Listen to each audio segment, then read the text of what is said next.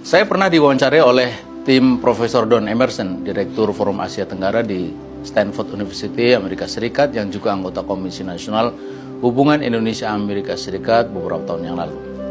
Bersama timnya, datang ke Indonesia melakukan penelitian mengenai hubungan antara Islam dan demokrasi dan kesesuaian demokrasi, termasuk demokrasi liberal dengan negara yang mayoritas Muslim seperti Indonesia. Hasil penelitian itu kemudian dikemas dalam bentuk sebuah film dokumenter.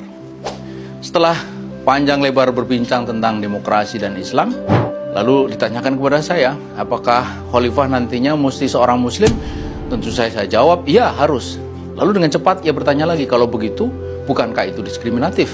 Karena hanya seorang Muslim saja yang bisa menjadi khalifah, sementara warga non-Muslim tidak bisa, maka kemudian menjadi seperti warga kelas 2. Jelas, ini pertanyaan bernada gugatan bahkan serangan kepada Islam.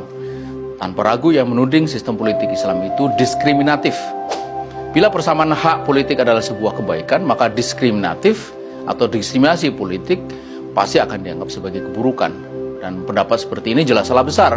Tidak mungkinlah ajaran Islam itu diskriminatif. Tapi bagaimana kita bisa menjelaskannya?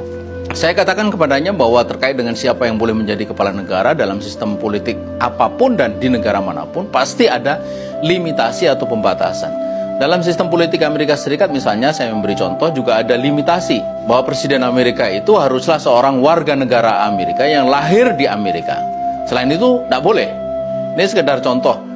Barack Obama, Presiden Amerika Serikat kulit hitam pertama, lahir di Honolulu, Hawaii 4 Agustus 61. Toh begitu, sempat yaitu mendapatkan resistensi dari sebagian warga Amerika karena dianggap kurang Amerika, hanya karena ayahnya berasal dari Kenya. Saya katakan kepadanya bahwa limitasi dalam sebuah sistem politik adalah satu hal yang wajar, dan itu bukanlah diskriminasi. Begitu juga dalam Islam. Khalifah haruslah seorang Muslim. Bedanya limitasi dalam sistem politik Amerika dan sistem politik negara lain itu berdasarkan pada sesuatu yang tidak bisa dirubah. Maksudnya tempat kelahiran kan tidak bisa dirubah. Ya, sekali Anda lahir di Indonesia misalnya, tidak mungkin dirubah menjadi lahir di Amerika. Begitu sebaliknya, selamanya Anda tidak akan mungkin menjadi presiden Amerika karena lahir di Indonesia. Sementara limitasi dalam sistem politik Islam itu berdasar pada sesuatu yang bersifat pilihan. Dan karena itu dia bisa dirubah. Keislaman seseorang itu sebagaimana juga ketidakislaman adalah buah dari pilihan. Dan tiap pilihan pasti ada konsekuensinya. Karena Anda memilih menjadi seorang Muslim, Anda tidak mungkin menjadi khalifah. Tapi begitu Anda berubah atau merubah diri menjadi seorang Muslim, saat itu Anda punya peluang menjadi seorang khalifah. Peluangnya terbuka.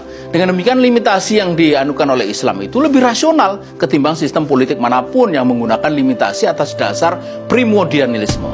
Jadi, siapa yang diskriminatif? Pikir.